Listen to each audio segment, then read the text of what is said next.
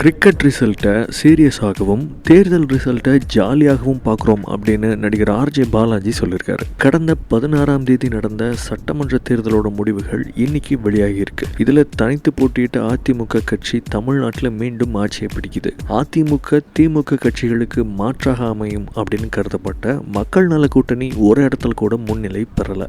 இந்த நிலையில் நடிகர் ஆர்ஜே பாலாஜி ஜாலியாக பார்க்க வேண்டிய கிரிக்கெட் முடிவுகளை சீரியஸாக பார்க்க வேண்டிய தேர்தல் முடிவுகளை ஜாலியாக கிரிக்கெட் பார்க்கறது போலவும் பார்க்குறோம் அப்படின்னு சொல்லியிருக்காரு. சென்னையில் 57% வாக்குகள் மட்டுமே பதிவானதுக்கு ஆர்ஜே பாலாஜி கடும் எதிர்ப்பு தெரிவிச்சிருந்தது குறிப்பிடத்தக்கது. அந்த 117 குழந்தைகளை நான் பொறுப்பெடுத்துக் கொள்கிறேன். நீங்கள் அவர்களுக்கு பண உதவி செய்கிறீர்கள் என்பதல்ல, ஒவ்வொருவருடைய வாழ்க்கையிலையும் சந்தோஷத்தை சேர்க்கிறீர்கள், ஒரு நிம்மதியை சேர்க்கிறீர்கள். ஒரு மாதத்திற்கு முன்னால் கமலையா அவர்கள் இந்த மண்ணிற்கு ஒரு அழகு சேர்த்தார்.